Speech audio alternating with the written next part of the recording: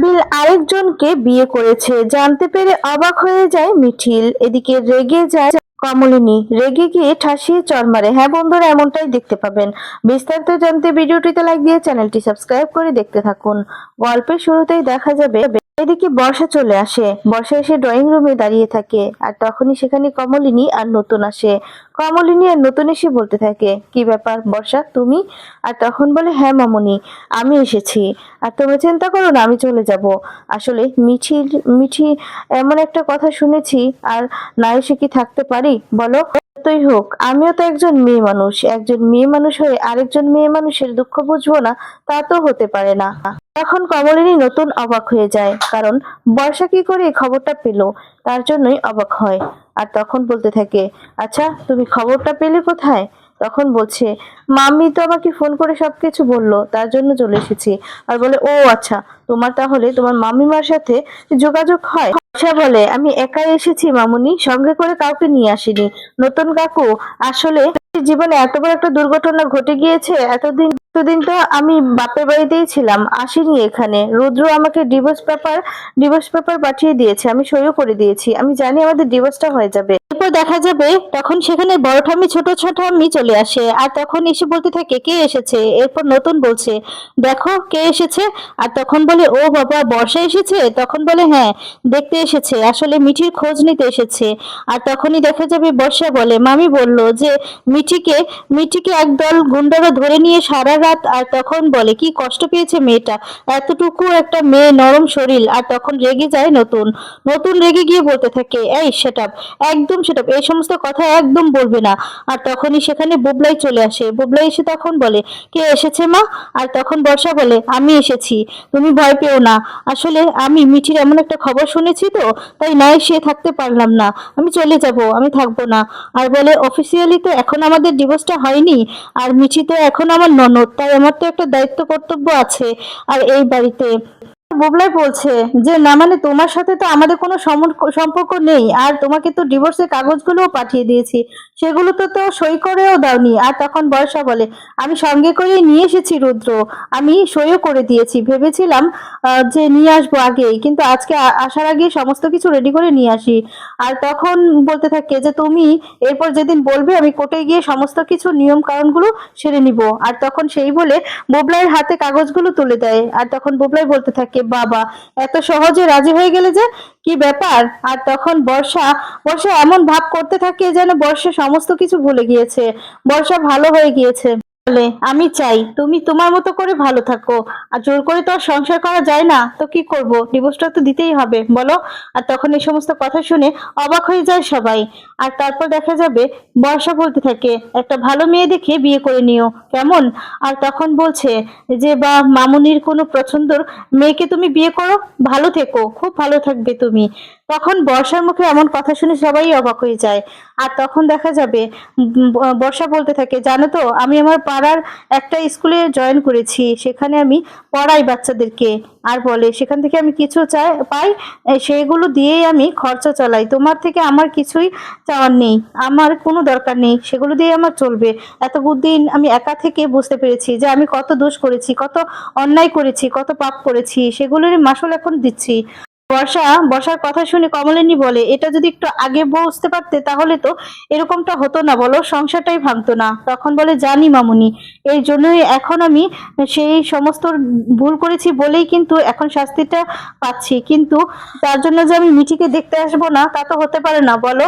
আর এই যে তোমরা বলছো না যে মামির সাথে আমার নিয়মিত যোগাযোগ আছে, তা কিন্তু নেই, কারোর সাথেই আমার কোনো সম্পর্ক নেই। আসলে মাঝে মধ্যেই মামি ফোন করে তো, আর রুদ্রর সাথে তো সম্পর্ক নেই, কারণ যেখানে যেখানে আমার রুদ্রর সাথে মেলেনি, এখানে আমি মামিমার সাথে কি করে সম্পর্ক রাখবো? তার সাথে তো আমার কোনো সম্পর্ক রাখার প্রয়োজনই পড়ে না। মামি তো আমার স্বামীর কাছে পৌঁছে দিতে পারবে না, তাই না? এরপর নতুন বলতে থাকে, এসে যখন পড়েছো তা বসো। আর তখন বর্ষা বলে, না নতুন কাকু, আজ আর বসতে পারবো না, আমি বললাম বাড়িতে বলে আসিনি, আর বাসে বাসে মানে ফিরবো তো, তাই অনেকটাই সময় লাগবে। মিঠির সঙ্গে একবার দেখা করতে পারলে ভালো হতো। আমি জানি ওর মনে আমার জন্য অনেক রাগ, অনেক ক্ষোভ আছে। ওর সাথে যদি দেখা করতে পারতাম, তাহলে অন্তত ওকে বোঝাতে পারতাম যে ওর ওর প্রতি আমার কোনোই রাগ নেই, কিছুই নেই। আর তখন বলছে একজন মেয়ে হয়ে, একজন মেয়ে মানে আরেকজন মেয়ের যন্ত্রণায় আমি তার পাশে থাকতেই এসেছিলাম। আর তখন দেখা যাবে কমলিনী বলতে থাকে, দেখো মিঠির একজাক্টলি কী হয়েছে আমরা কিন্তু কেউ ঠিক সঠিকটা জানি না। আর তখন বলছে মানে বড় ঠাম্মি ছোট ঠাম্মি তখন সবটাই শুনছে। তখন আমি বলতে থাকি, যদি ভালো হয়ে ফিরে আসতে পারো তাহলে ফিরে আসো। বাড়ির বউকে কে আর ফিরে দিতে চায় বলো? কে তাড়িয়ে দিতে চায়? তখন দেখা যাবে বুবলাই বলছে, ঠাম্মি থামো। আর তখন বলে, না না আমার কথা এটা, আমি বললাম এখন তোরা কি করবি? তোরা না মত করলে তো কিছুই হবে না, তাই না? তোরা যেটা করবি এটাই। আর তখন দেখা যাবে বড় ঠাম্মি বলে, কথা হলো এটাই যে তোমাকে কেউ আর বিশ্বাস করে না। এই যে তুমি ভালো মুখ করে মিষ্টি মিষ্টি কথাগুলো বলছো না, আর সেগুলো আমাদের কারোরই বিশ্বাস হচ্ছে না। আর তারপর বলতে থাকে, তুমি তো বিশ্বাস করার মতো কোনো কাজই করোনি। সব সময় তুমি অবিশ্বাসের কাজগুলোই করেছো, তাই তোমাকে আজ কেউ বিশ্বাস করছে না। তখন বর্ষা বলে, জানি বড় ঠাম্মি, সত্যিই তো আমি বিশ্বাসের কোনো জায়গায় রাখিনি। কেন আমাকে বিশ্বাস করতে যাবেন আপনারা? আর আমার জন্যই সবটা হয়েছে, তাই আজ আমার কোনো দাবি নেই, কোনো কিছুই নেই আজ আমার। আর তখন আরও বলতে থাকে, আমি তো সব কাগজপত্র সই করে দিয়েছি, এগুলো রুদ্র। এরপর রুদ্র যেদিন ডাকবে কোর্টে যাব, আমাদের ফাইনালি ডিভোর্সটা হয়ে যাবে, তাই না? তারপর এই বাড়ির সাথে আমার আর কোনো সম্পর্কই থাকবে না, রুদ্ররও থাকবে না, সব কিছুই বিচ্ছিন্ন হয়ে যাবে। তখন বুবলাই বলে, সংসার তো শুরু করেছিলাম একসঙ্গে থাকবো বলে, কিন্তু তোমার জন্যই সেটা সম্ভব হয়নি। তখন বলে, জানি আমি সংসার করতে পারিনি, আমি তো মানছি সব ভুল আমার, আমি অন্যায় করেছি, আমি ভুল করেছি। আর তখন বলছে, সেই ভুলের মাসুলও এখন দিচ্ছি, ঠিকই তো। আমার মতো একজন মানুষের সঙ্গে তোমরা কেনই বা থাকবে বলো? এরকম একটা রিস্ক কেনই বা নিবে?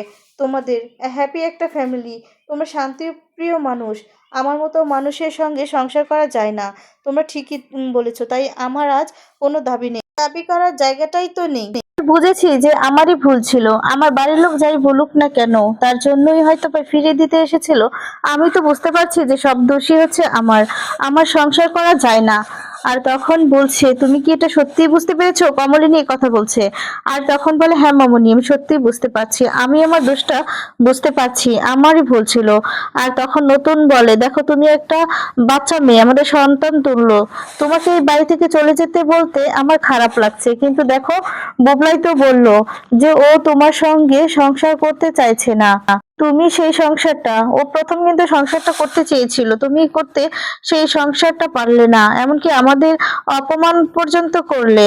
আর বলে, আজ দেখো এই বাড়িতে নেই, আর আমাদের নিজেদের মধ্যে কোনো সমস্যাও নেই। তখন বলে, জানি নতুন কাকু, আমি অনেক ভুল করেছি, অনেক অন্যায় করেছি, আমি অনেক অন্যায় আমার। আর তখন বলে, মানছি সব দোষী হচ্ছে আমার। আমি তখন বলছে, ঠিক আছে, দোষ যখন মেনেই নিয়েছো তাহলে তাড়াতাড়ি মুক্তি দিয়ে দাও ছেলেটাকে, ঠিক আছে? ছেলেটাও তো একটা জীবন, সে কোথায় ভালো করে একটু থাকবে না? তখন বর্ষা বলে, ঠিকই তো, ওর জীবনের একটা দাম আছে, কেনই বা থাকবে এইভাবে?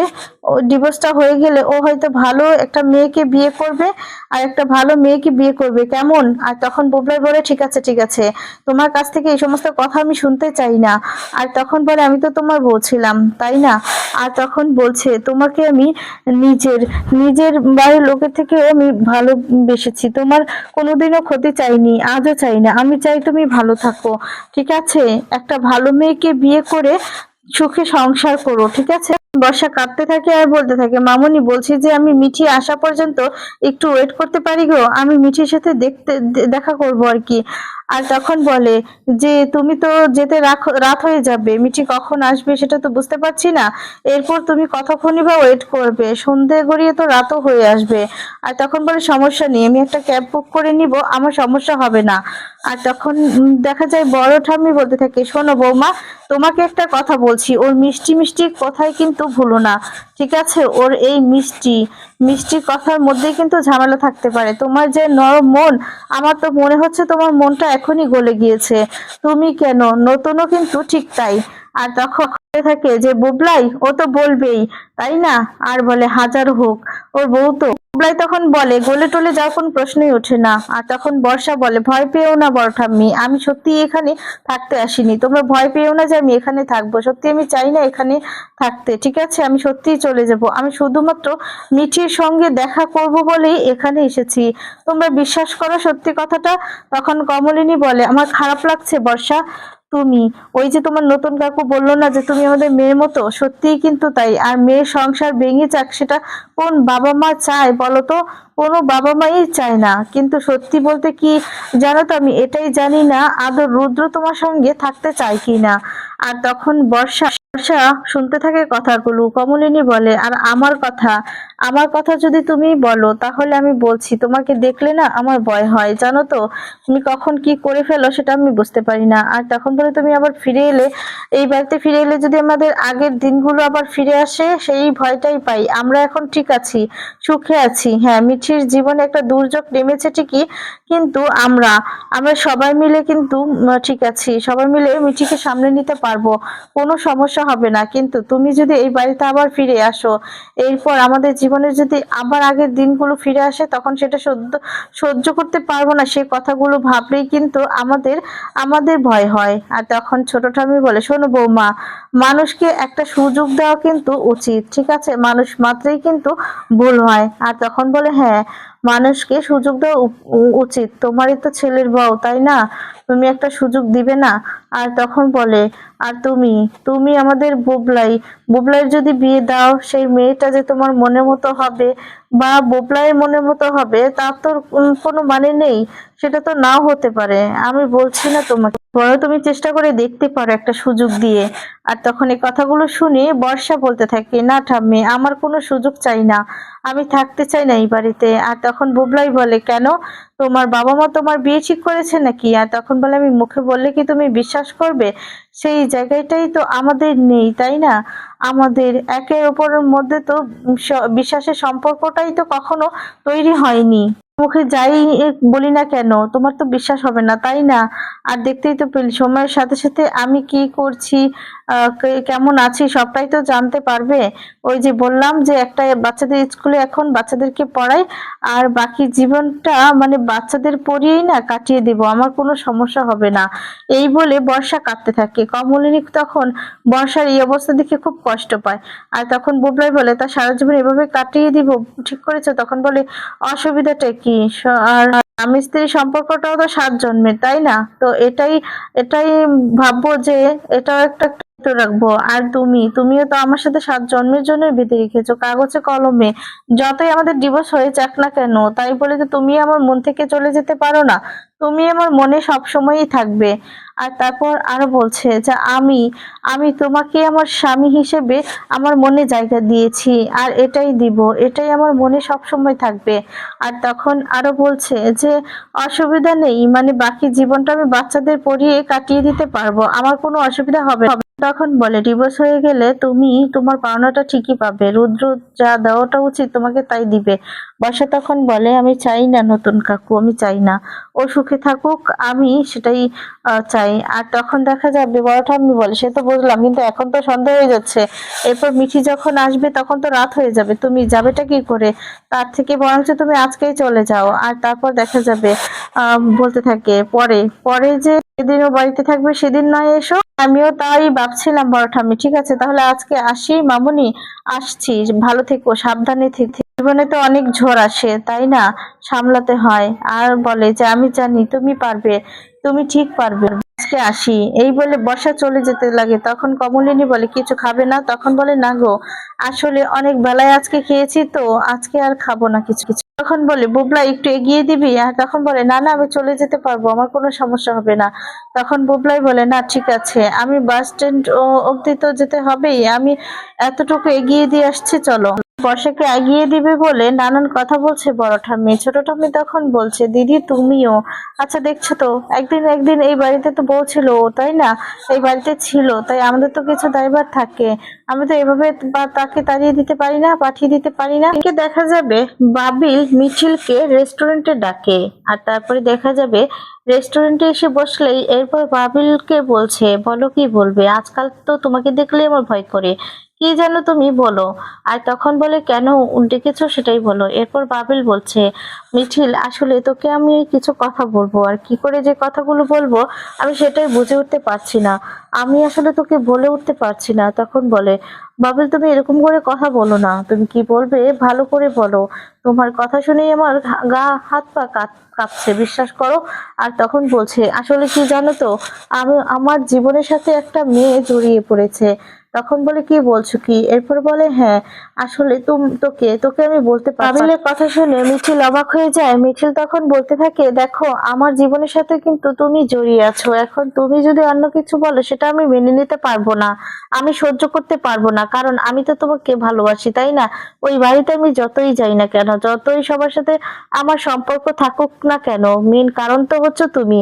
তোমার জন্যই তো ওই বাড়িতে যাই, সবার সাথে সম্পর্ক, সবকিছু তো তোমার জন্যই, তাই না? তাই আমি সেই জায়গা থেকেই বলছি, তুমি এমন কিছু করো না যাতে করে আমার সবকিছু শেষ হয়ে যায়।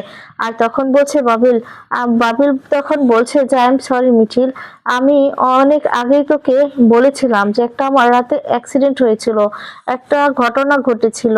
আর জানিস তো, একটা মেয়ে আমাকে সব সময় বিরক্ত করতো, সব সময় আমার পিছে লেগেই থাকতো। আমি বলেছিলাম না, আমাদের ওখানে একটা মেয়ে এসেছে নতুন, সেই মেয়েটা আমি সবসময় তাকে ইগনোর করেছি, কিন্তু মেয়েটা কোনোভাবে আমার সাথে না জড়িয়ে পড়েছে। আসলে একদিন রাতে ওই যে একটা তখন জায়গার নাম বলে যে সেই জায়গাতে গিয়েছিলাম না, সেখানে গিয়ে আমি তার সাথে জড়িয়ে পড়ি, কোনোভাবে সেখান থেকে আর বের হওয়া সম্ভব নয়। কথা শুনে মিছিল অবাক হয়ে যায় আর বলতে থাকে, এখন আমি এমন ভাবে তার সাথে জড়িয়ে গিয়েছি, আমি কিছুতেই সেখান থেকে বের হতে পারবো না। আমার সাথে অন্য একটা মেয়ে জড়িয়ে গিয়েছে, আসলে এমন ভাবেই কথা বলছে, বোঝাচ্ছে যে ওর সাথে বিয়ে হয়ে গিয়েছে। তখন এই কথা শুনে মিছিলের মাথায় যেন আকাশ ভেঙে পড়ে। আর তখন মিছিল বলছে, বাবিল তুমি এটা কি বলছো, কি বলছো? না, এটা হতে পারে না, আমি জানি তুমি আমার সাথে মজা করছো, এরকম মজা তো তুমি আগেও করেছো বলো। হ্যাঁ তুমি আমার সাথে মজা করছো তাই না? আর তুমি তো এরকম মজা আমার সাথে অনেক আগে আরো করেছিলে, আমি বুঝতে পারছি। তখন তখন বলছে, না আমি কোনো মজা করছি না মিছিল, এবার আমি সত্যি কথাই বলছি, আমার জীবনের সাথে আরেকটি মেয়ে জড়িয়ে গিয়েছে, তাই আমি তোকে যে কি করে বলবো। আর তখন বলে, তার মানে কি বলতে চাইছো তুমি, আমাদের বিয়েটা হবে না? আর তখন দেখা যায় মিছিলের হাত ধরে মিছিলকে বোঝাতে থাকে আর বলে, আমার জীবনের সাথে এমন ভাবে জড়িয়ে গিয়েছে, আমার জীবনে এখন তোর কোনো জায়গায় নেই, আমি আমি আরেকজনকে বিয়ে করে ফেলেছি। তখন এমন কথা শুনে মিছিল তো অবাক হয়ে যায়। মিছিল কি করবে কিছুই যেন বুঝে উঠতে পারছে না। তো বন্ধুরা, এবার যদি কমলিনী জানতে পারে তাহলে কি হবে? জানতে হলে আমাদের চ্যানেলের সাথেই থাকুন। ধন্যবাদ, ভালো থাকবেন, সুস্থ থাকবেন।